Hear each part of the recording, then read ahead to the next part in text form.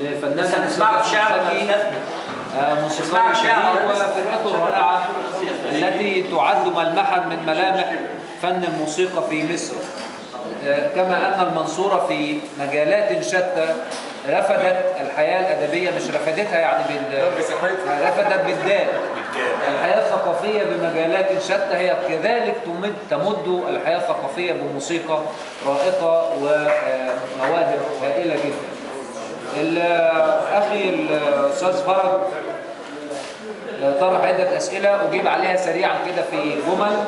متى تعود صفحة الأربعاء؟ إن شاء الله سوف تعود صفحتين أو ثلاث بإذن الله كملحق أدبي بإذن الله. احنا نجاهد لده وستكون في الوقت المناسب إن شاء الله.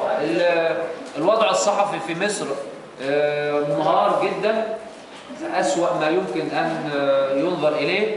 احنا كلنا كصحفيين في الصحف القومية يمكن بنمثل حوالي 80% من عدد الصحفيين في مصر. نحن ساخطون تماما على أوضاعنا. مهنة الصحافة تراجعت كثيرا.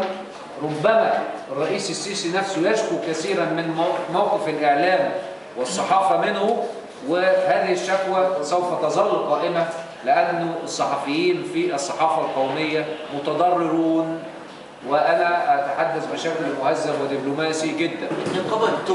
نعم، لا الوضع سيء ومصر مخترقة، والاختراق الأكبر يبدأ من الإعلام والصحافة، وكثيرون جدا من الصحفيين وضعهم يعني ممكن نقول واقفين على الأعراف، وهذا خطر، لأنه الحرب الآن حرب وجدان ومشاعر وعقول كما ذكرت، حرب نفسية.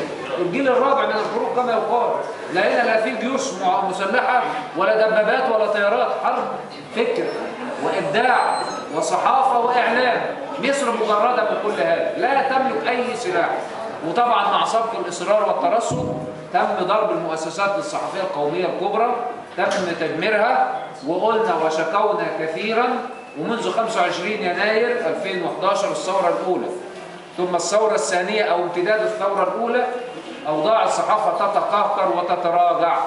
احنا عندنا إيمان مطلق بقوتنا المسلحة، ونرصد هذا التطور العظيم والعبقري في قوتنا ونحيي من يفعل هذا.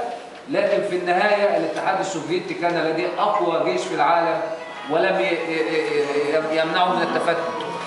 العقل والعلم والمعرفة هي السلاح الحقيقي للشعوب وللأمم، وبالتالي ده منهار في مصر ولا أحد يلتفت إليه. احنا حتى كصحفيين شكونا كثيرا وتحدثنا كثيرا في كل وسائل الإعلام، واتكتب في الصحف واتقال في كل المناسبات، لكن لا أحد ينظر إلى حائط الصد الأكبر والأهم في معركة الجيل الرابع، وهو الصحافة والإعلام والثقافة. البلد سوف تضعف أكثر إذا لم يتدارك هذا الوضع، وإذا لم يؤمن الرئيس السيسي بأن سلاحه الحقيقي هو العلم والقلم والفكر وليس شيء آخر. احنا في حرب في مواجهة الإرهاب، وهي حرب تتجدد. بنواجه الإرهاب من سنة 28، ومرة الحكومة بتضرب فيه وتقهره ويخبز عدة سنوات، ثم يخرج مرة أخرى ليغتال ويدمر ويخرب في موجات كثيرة تتكرر منذ عام 28 حتى الآن، ولم يقضى عليه ولن يقضى عليه بالقوة المسلحة. إنما احنا بنقول نحن مع هذا بناء قوة مسلحة حمت مصر من التفتت ومن طمع الآخرين فيها، لكن في النهاية اليد لا تصفق وحدها. عايزين مع القوى المسلحة في قوة فكرية، قوة العلم والإبداع والفكر والثقافة والمثقفين. ده الكلام عامة. الموقف في اتحاد الكتاب إن شاء الله سوف يحسم قريبا لصالح الجمعية العمومية. الجمعية العمومية هي صاحبة الموقف والرأي، والجمعية العمومية ضرب بكلامها عرض الحائط. انعقدت الجمعية العمومية طارئة في شهر 4/8/4 الماضي، لم يؤخذ بقرار الجمعية العمومية وطعن فيه. والجمعية العمومية الآن أموالها حوالي 45 مليون مهددة بالخطر. احنا بنكافح لأجل الحفاظ على أموال الاتحاد، أموال الجمعية العمومية في المعاشات والصحة وكذا وكذا. إذا لم تكن موضوعة في يد أمينة فهي في خطر. وبالتالي حينما نجد هناك من لا نعرف ولا انتماءه ولا موقعه ولا عمله ولا مهنته ولا مؤهله ولا أي شيء، يعني إذا كان هناك من يحمل علامة استفهام كبرى فلا يمكن أن يؤتمن على أموال الاتحاد 45 مليون.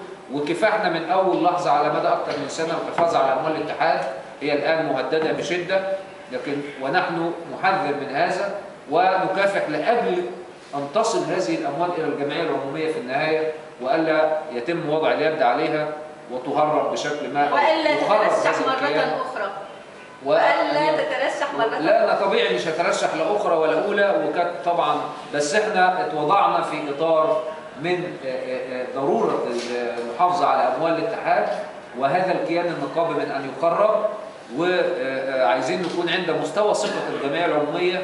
لكن بعد كده تجربة لن أخوضها أبدا ولن أسعى إليها، وإن كنت بحذر زي ما قلت من إنه يا جماعة لا يليق إن حد، أي حد يكون مجهول المعرفة، مجهول الهوية، مجهول الوظيفة، مجهول المؤهل، مجهول كل حاجة، ويبقى عنده إمكانية إنه ياخد الفلوس دي، يمضي.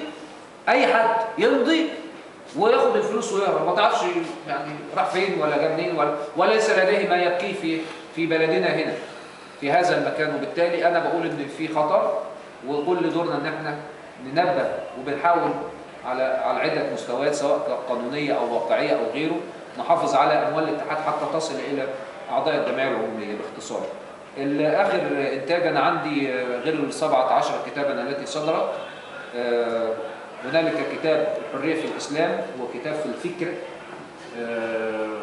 وهو موجود في هيئة قصور الثقافة، ويبدو أنهم أضاعوه، فإن شاء الله يلاقوا نسخة ثانية منه بإذن الله. هنالك ديوان شعر اسمه حالات البنت المجنونة، وده يعني عودة إلى الوجدان الشبابي بتاع زمان كده، أستاذ فؤاد. يعني كله روح من الغزل والهيام والحب اللي بتمزج بين الذات والعام. وطبعا مش هقول لكم ان هو في جيهان سلام ولا حاجه، ده في هيئه الكتاب. في عندي سيره ذاتيه اسمها الاغا، سيره ذاتيه محرفه ايضا، دي خلصت وربنا يسهل ايضا. يعني 3 كتب تقريبا، 3 اعمال انتهيت منها، اضافه الى ما نكتبه الان. انا طبعا في شوق الى ان استمع للموسيقى وأن أعيد الشكر لكم جميعا، وقد أثريتموني بهذا اللقاء وبرؤاكم ومداخلاتكم، وأتفق مع الأستاذ فؤاد فيما طرحه من رؤى، ولكني متفائل. مصر لن تسقط.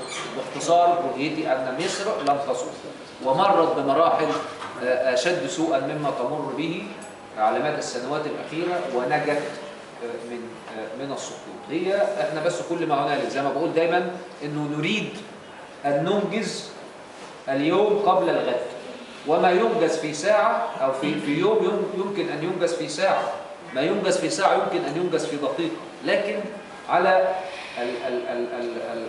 نظام الحكم وعلى الرئيس السيسي ان يتكئ الى العقول والى العلماء، ولا نهضة الا بالعلم والعقول والمثقفين. وشكرا لكم.